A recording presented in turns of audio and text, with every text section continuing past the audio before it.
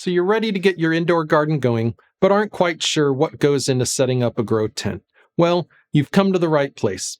In this episode of our Growing Made Easy series, we go over grow tents, fan installation, light installation, and the basics of keeping an optimized environment to maximize your yield. I'm Dr. Judd with GreenCert MD. Let's get into it.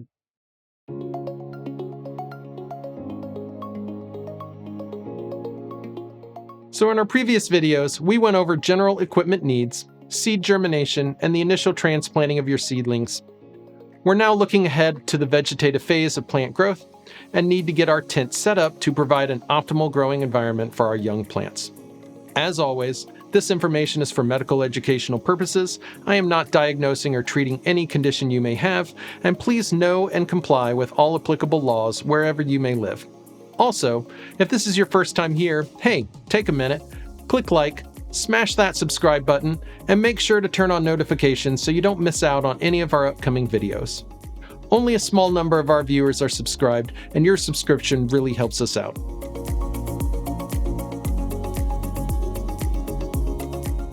So first off, I've had patients new to growing ask whether they even need a tent. I feel a tent is a good investment for several reasons. First, we need to control the environment of the plants in order to simulate an outdoor summer growing season. That means controlling light, humidity, and temperature. Tents make this easier by providing a relatively sealed environment, which allows you to control ventilation and therefore humidity, block out light during the night cycle, and keep heat in. While you can control these variables in an entire room, it is more difficult, and the tent materials handle the temperature and humidity well, unlike, say, sheetrock would. Second, tents are also easy to clean up should you have any water or soil spills. And finally, tents help prevent the odor of cannabis from permeating through your home through the use of a proper filtration system.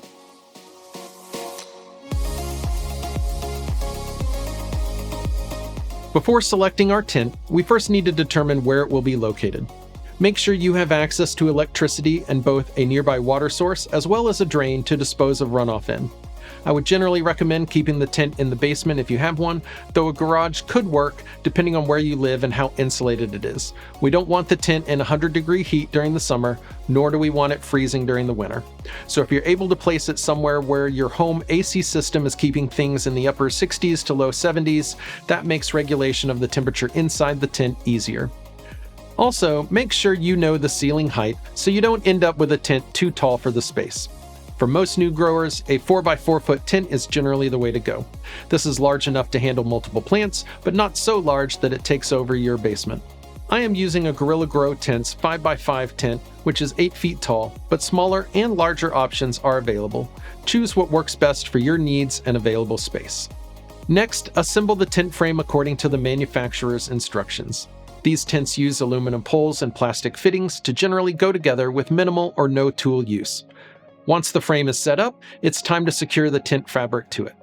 The interior shiny side helps reflect light for your plants, and most tents involve a sealed bottom section, which can help contain spills inside the tent, though you may want to consider a plastic tray to serve as an additional layer of defense. Now let's turn to electrical components. The light and fan are generally designed to handle being in a humid environment.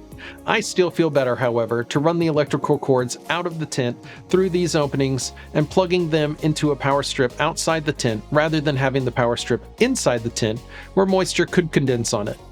I also would recommend having your tent plugged into a GFCI outlet for added safety, and consider whether your tent equipment should be on a 20 amp circuit breaker to prevent the circuit from being tripped and leaving your tent in darkness.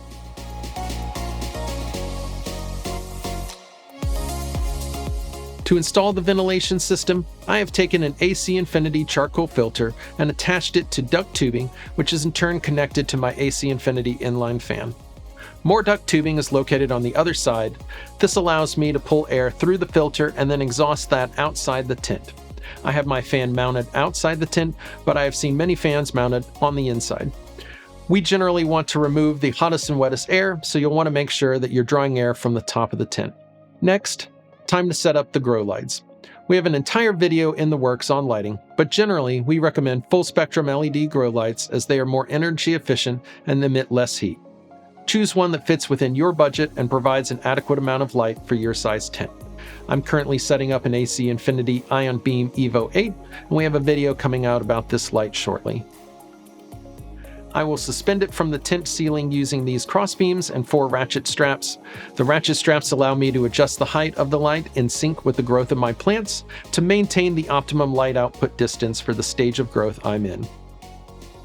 Finally, I will use saucers with risers to keep my plants from sitting in runoff water after watering, and I use an oscillating fan mounted on the tent side panel to simulate an outdoor breeze and keep air moving throughout the tent.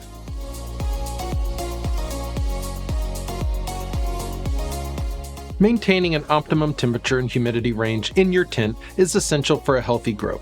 For the vegetative phase of growth, I generally recommend a temperature range between 70 and 85 degrees Fahrenheit during the day and a humidity of 45 to 55%. This range provides a good balance between photosynthesis and transpiration, allowing your plants to absorb nutrients efficiently and not lose too much moisture through the air. During the night, it is important to drop the temperature slightly, around 10 degrees Fahrenheit, to simulate the natural environment, whether in the vegetative or flowering phase, as this helps mimic outdoor conditions and promote stronger and healthier plants. Usually, just having the light off is sufficient to drop the temperature this amount. For the flowering phase, I drop the humidity to between 35 and 45% and keep the temperature between 65 and 84 degrees Fahrenheit. This helps prevent mold or mildew on those developing buds to ensure a successful harvest. Generally, I have found that controlling the speed of my fan is sufficient to provide control over the temperature and humidity inside my tent. If you speed the fan up, more hot, moist air is removed, reducing the temperature and humidity. Slow it down, and temperature and humidity rise. The specific settings on your fan will be determined by your local weather, inside temperature and humidity, and will likely change based on the season.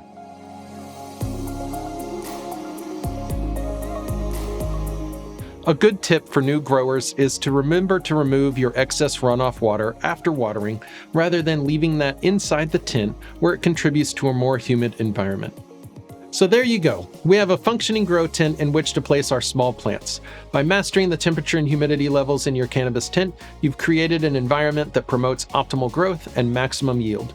In our next few videos, we will cover lighting, watering, and nutrients in more detail, but you're well on your way to being a cultivator of premium boutique cannabis. If you found this video helpful, please remember to subscribe, drop a comment below, let us know how we can help you with your grow, or pass along any great tips that you have for the community.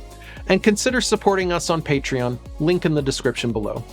I wish you all a happy grow, and until I see you again, puff, puff, and pass it on.